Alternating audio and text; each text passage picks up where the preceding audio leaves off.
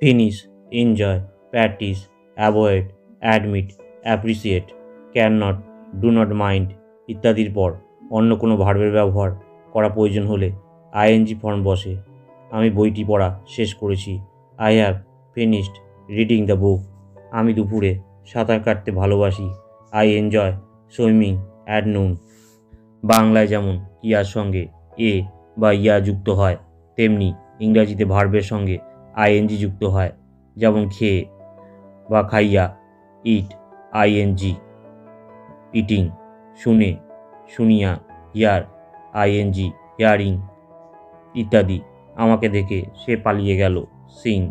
Me, he ran away. ঘরে ঢুকে আমি তাকে পড়তে দেখলাম, entering the room, I found him reading. কোনো কাজের ফলে কোনো অবস্থার পরিবর্তনের কথা বলা হলে এ বা ইয়া যুক্ত ক্রিয়ার ইংরেজি করতে হলে বাক্যের প্রথমে বাই ব্যবহার করতে হয় এবং হওয়া ক্রিয়ার ইংরেজি বিকাম হয়। অধিক আহার করে সে অসুস্থ হয়েছে। By eating maach he has become ill.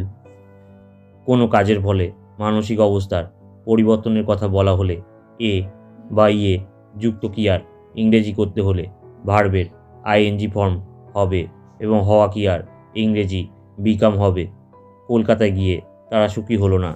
Going to Calcutta they could not become happy. তোমাকে দেখে আমি খুশি হয়েছি। Seeing you I have become glad.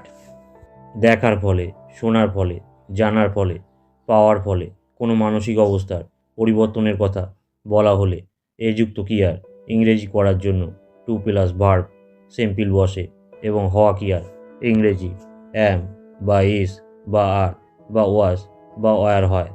খবর শুনে তিনি রাগান্বিত হলেন। He was angry to hear the news. তোমার চিঠি পেয়ে তোমার মা খুশি হয়েছেন। Your mother is glad to receive your letter.